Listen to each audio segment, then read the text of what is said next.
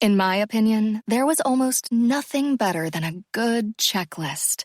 Crossing things off was probably the best feeling in the world. Today, my checklist was supposed to be easy, mindless even, because for the first time in who knows how long, there was only one thing on it: get married. I'd done everything else. I got the marriage license, showed up to the chapel, and wore the ball gown my mother picked out. It should have been simple. Walk down the aisle, listen to the generic vows the officiant was told to use, and plant one on my fiancé.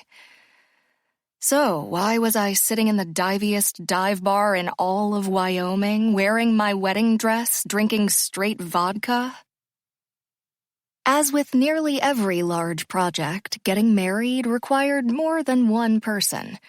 But group projects had never been my strong suit.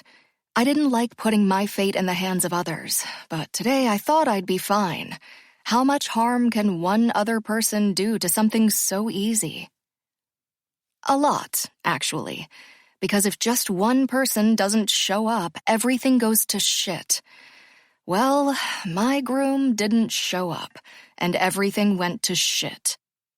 I thought about the note he'd left, noble of him, as I picked up my glass of vodka and took a healthy swig. Camille, I'm sorry. I couldn't do it. Graham.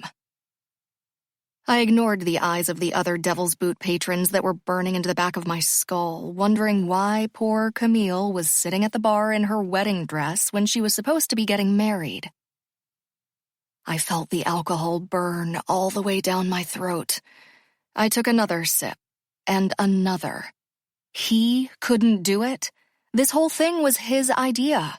He was the one who said it was going to be okay, that we would be as happy as we could be. And then he didn't show up. He didn't even warn me, just left me the note on the dressing room table. As I was reading it, Amos Ryder knocked on the door.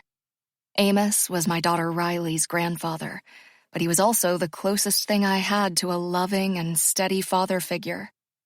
I'd originally asked him to walk me down the aisle today, but my actual father wasn't very pleased with that and did what he normally did. Threatened to cause a scene, take away my and my daughter's inheritance, revoke her trust fund, that sort of thing. So I gave in. I always give in. But when I needed someone, my dad was nowhere near the scene. Amos, however, was always there when it mattered. Ever since the day Gus, his son, told him I was pregnant, Amos has treated me like another daughter. He had spent the morning of the wedding with me because I asked him to. Amos was a good person to have around when you were worried that nerves might get the best of you. He was calm and strong and steady. Like a river, Gus had always said. I always wished he could have sat next to me when I took the bar exam. No doubt I would have passed on the first try.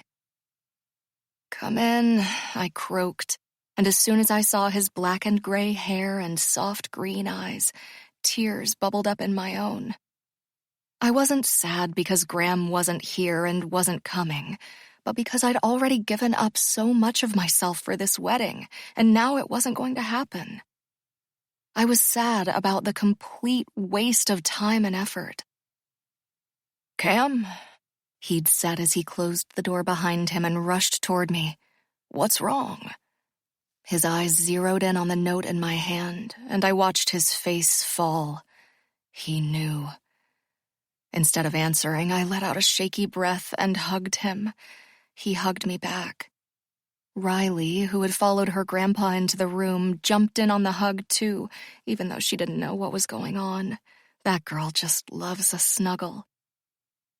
"Let's go see if your dad is here, sunshine," he said to her. She nodded excitedly and twirled in her flower girl dress.